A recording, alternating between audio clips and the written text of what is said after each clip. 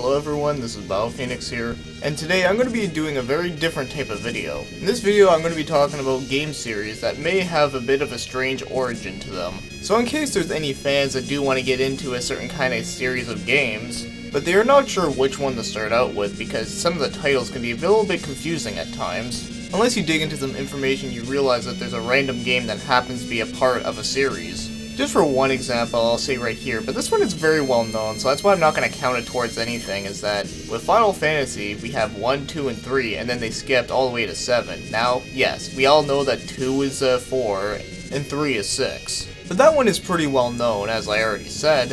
And during the time when Final Fantasy VII first came out, a lot of people were really confused at the time. So that's an example of a strange origin. So I'm going to look into some random series of games. Some of them might be very well known, some of them might be a bit obscure, or maybe in the middle. So let's get started. So the first one we're going to take a look at is Sengoku Basara Samurai Heroes. It's a beat-em-up hack and slash, very similar to Dynasty Warriors, but is made by Capcom. Well, to be more accurate, it's more like Samurai Warriors because it uses the same setting as that. Now, just from the title of Sengoku Basara Samurai Heroes, it sounds like a sequel, but to what exactly? Well, just so you know, it's the third game in the series. So what happened to the first two? Well, Sengoku Basara 2 was only released in Japan, so we never got that one unfortunately. But that is the second game. And as for the first game, well, we actually did get it here, but it was called Devil King.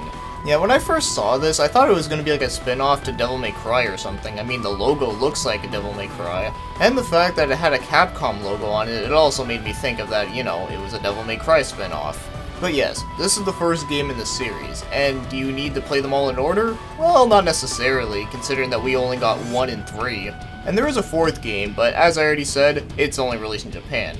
Sad face. And there are some spin-offs of the series as well, but I'm not going to get into all that. But I just wanted to get to the main point that yes, Sengoku Basara Samurai Heroes is the third game in the series. And now we're going to take a look at Shadow Hearts, which is for the PlayStation 2. It's a dark and gritty RPG that I happen to really enjoy a lot. Well, at least from the ones that I've played, only being the first one as of yet. But anyways, so the series goes like this. It goes from Shadow Hearts 1, and then it goes Shadow Hearts 2, or known as Shadow Hearts Convenient, and then the third game is called Shadow Hearts from the New World. And you're probably thinking, well, that's not that confusing, I mean, that seems pretty simple. And yeah, you would normally think that, but believe it or not, there was actually a game that came out before the first one. And that game was called Kudoka. Yeah, I don't know how to properly say it. So it's a PlayStation 1 game, and it happens to be an RPG as well. And how you might know that this is connected to the other games as well, not only is it because it's made by the same people, but the main character of this game does show up within Shadow Hearts. So yes, this is the first game in the series, and do you have to play this one first to fully understand the story?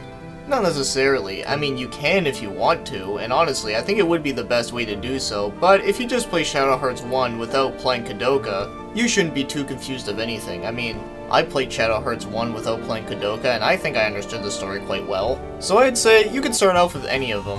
Have you ever heard of a game on the TurboGrafx 16 called Dragon's Curse? I personally never have played it, but I have seen it around before. It's pretty similar to Wonder Boy, but with a Metroidvania style. Actually, speaking of Wonder Boy, this was pretty much a Wonder Boy game originally. Yeah, the original name was Wonder Boy 3: The Dragon's Trap. But it was just a TurboGrafx 16 version that happened to be called Dragon's Curse.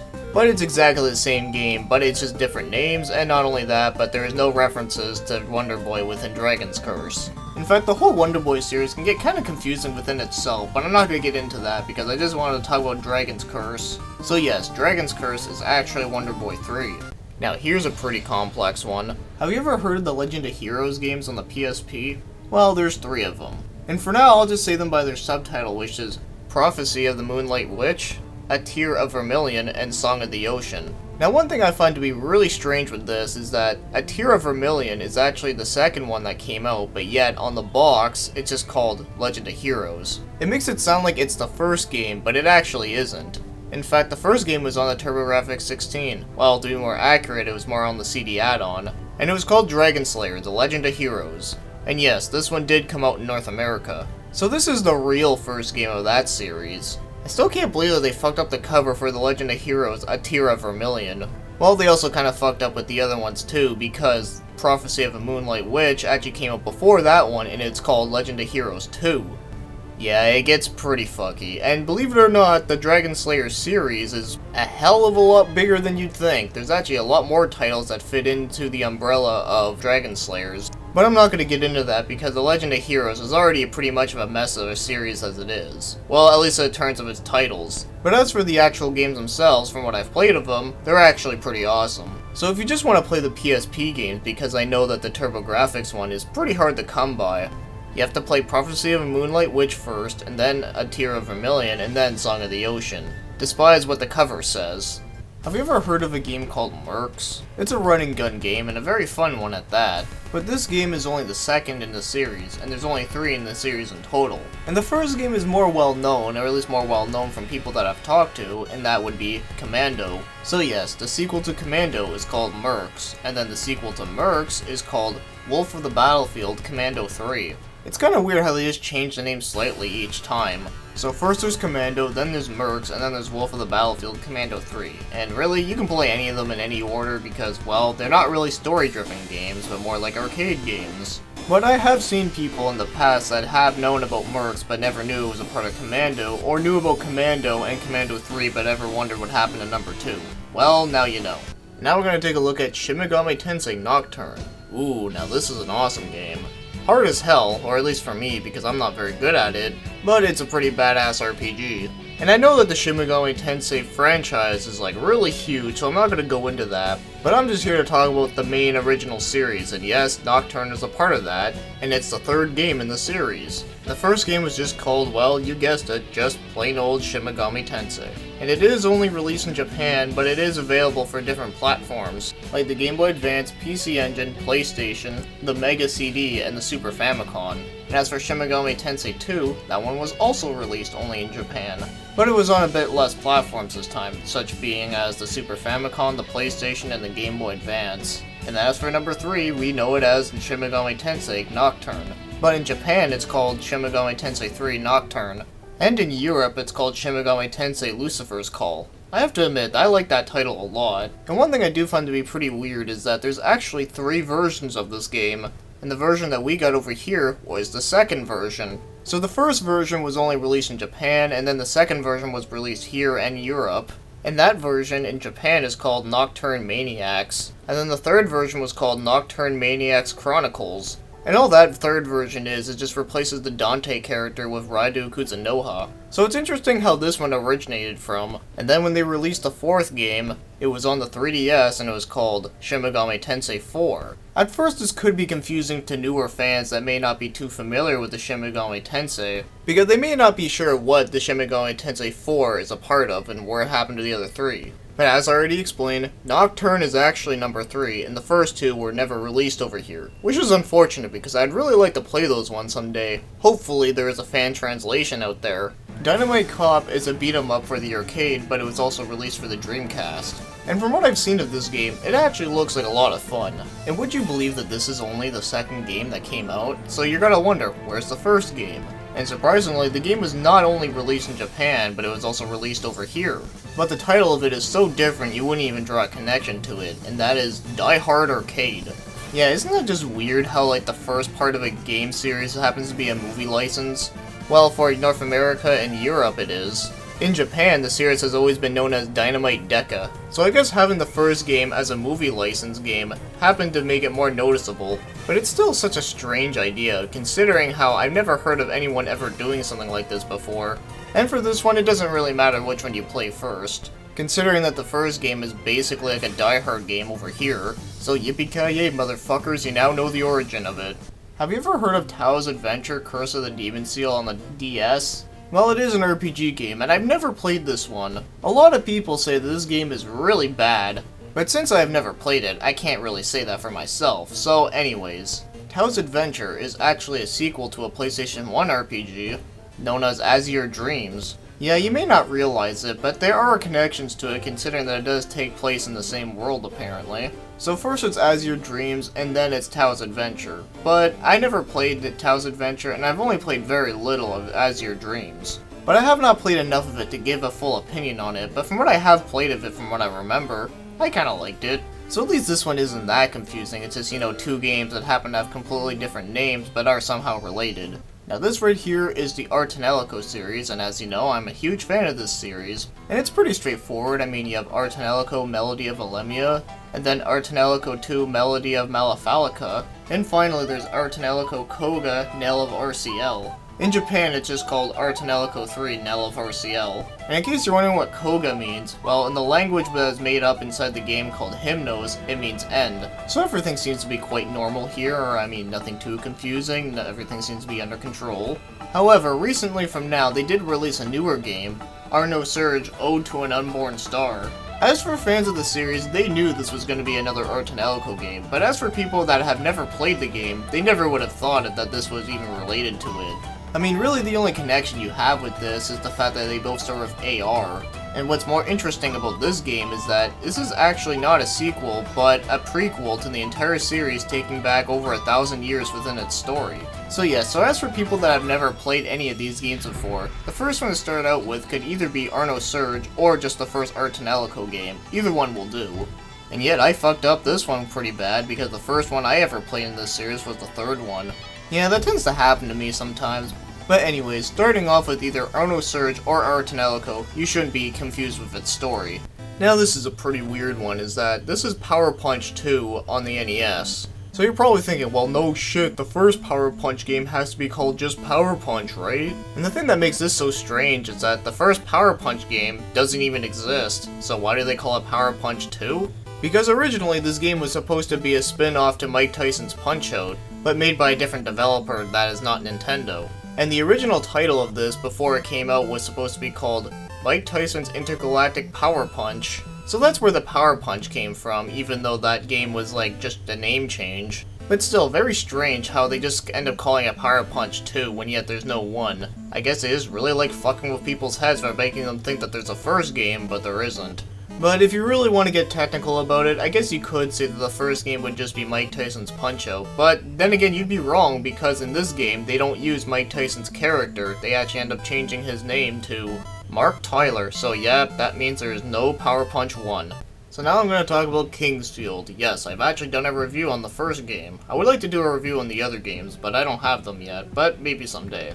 And I believe that I mentioned that this series is a bit confusing than you'd think, because the first game that was ever released was only released in Japan, and then the second game was released here but as just Kingsfield, and then when Kingsfield 3 came out over there, we got Kingsfield number 2. So it's almost like the whole Final Fantasy thing. And then we got the one on the PlayStation 2 and it was just called Kingsfield the Ancient City.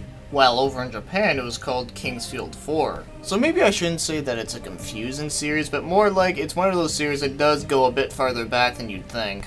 But to me, that still counts as a strange origin, mainly because the titles are portrayed differently. Also, they never made a 5th game yet, so I take it that whenever they make one, if they ever do one, over there it'll just be called Kingsfield 5, and then over here, I don't know what they would call it. Maybe they would actually call it Kingsfield 4, or maybe they might go to Kingsfield 5 and clear up the bullshit, or maybe they just give us another subtitle. Either way, I'd be happy to have a new one. Now here's an NES game that is pretty well known, and that happens to be River City Ransom. It plays like a beat-em-up game, but it's also kind of like an open world game, sort of. I guess you could say this game was really ahead of its time. But it's only the second game in the series, believe it or not, and the first game is known as Renegade. And it's just a regular beat 'em up, but it was hard as fuck. And over in Japan it's called Hot-Blooded Punk Kunio. In fact, the whole series in Japan is mostly known as the Kunio series, because most of the games always cover the main character, Kunio. But a lot of them were only released in Japan, where over here we only got River City Ransom, Renegade, and some spin-offs such as Super Dodgeball. And by the way, the Japanese title of River City Ransom is Downtown Hot-Blooded Story, so it's easier to connect to the other ones over there. But anyways, yes, so Renegade is the original River City Ransom to us. Now we're going to take a look at Growlancer, which I personally consider it to be a pretty obscure RPG, at least compared to most other ones that I know. And a lot of these games were only released in Japan, but the first one to ever come out to North America was Growlancer Generation. Now at first glance you may think this is just an original title, I mean that's what I thought it was.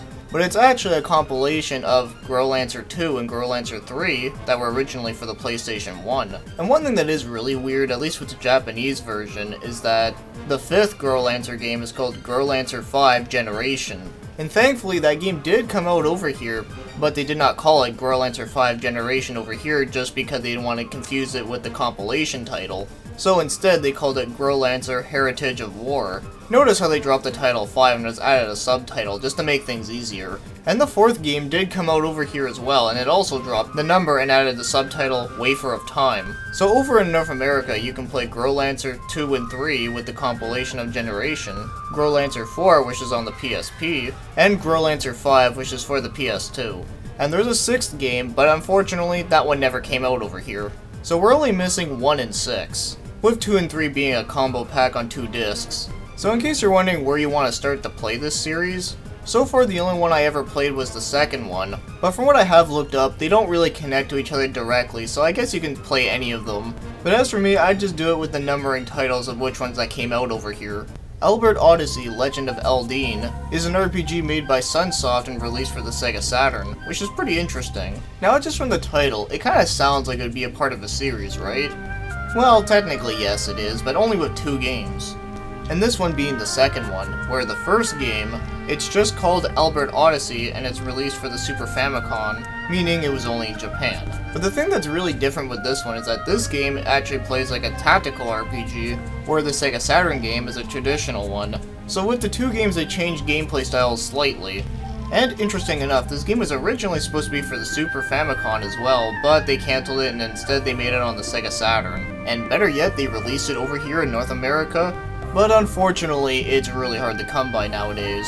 But if you want to play this series, well, probably your best bet is to play the Sega Saturn version if you can find it, even if the story to this game is supposed to be a side story of the tactical-based game. But if you can find a translation to the Super Famicom version, then hey, that works great too. So for this one, I don't think it really matters too much where you start. Now we're going to take a look at one more, because I'm pretty sure there's a lot of other games out there that could be mentioned here, but I'm going to end it right here with this last series. And this is a series that I talk about quite a lot, but I want to bring it up here just because there are some people out there that still get confused about this series that I ran into. And the game we're going to be taking a look at is Trapped. So yes, if you've been on my channel for a while, you already know that this game is a part of the Deception series. But I still see a couple of people wondering that, is this game related to that game I played called Trapped? And depending what that game you're talking about, if it happens to be Tecmo's Deception, Kagero Deception 2, Deception 3 Dark Delusion, or Deception 4 Blood Ties, then yes, you're absolutely correct. So let's start from the beginning, and let's start off with Tecmo's Deception Invitation to Darkness. And that's a North American title. I find the European title sounds really cool. It's called Devil's Deception, and honestly that makes a lot more sense. They should have called it that in North America, damn it. And then there's Kagero Deception 2, and well yeah, this one is pretty straightforward. I mean, they just added the word Kagero, which by the way, I now know what that means. It means destroyer, so that's awesome to know. And then there's Deception 3 Dark Delusion, and as again, this is pretty simple, I mean no confusion here. And then there's Trapped, which I already have mentioned, and yes, the title of this one is really different. And as for a person that never heard of this series at all, they may be thinking this game is not related to the other ones, but it actually is. And then as for the latest game, and this is where things get really fucked up, because they end up calling it Deception 4 Blood Ties, and yet this is the 5th installment. So wouldn't it make sense if they called it Deception 5? Well, something that is kind of weird that has to do with the Japanese titling of it is that this game is called Kagero Dark Side Princess, and yet the game Trapped in Japanese is called Kagero 2 Dark Illusion. So when it has to do with the Deception series, it gets pretty nuts when it comes to its titling. Because after when Deception 4 came out, it kinda comes to realize that Trapped is pretty much just a spin-off game, while I thought it was just a 4th game all along. So yes, that's the origin of the Deception series. So that's all the video game series that I'm going to take a look at within this video. And hopefully, maybe for some people that may have been interested in some of these series but not sure where to start, they now know where to start, or they now know how a game series began. But I like this topic quite a bit. I think it's really cool to know how a game first started out, and as some of the series went on, things have changed slightly. Sometimes it can be a bit confusing, and sometimes it can be pretty interesting to take a look into, especially when you find out about a new game that you never heard of before that happens to be a part of the series that you really like. So anyways, what do you guys think about this topic? As you already know about me, I think it's very interesting, so I'd like to hear your thoughts about some of them. And you can suggest some ideas that can also fit into this category if you really want to. As I said, there's plenty of them out there. So anyways, I hope you enjoyed this video. Thank you for watching and commenting.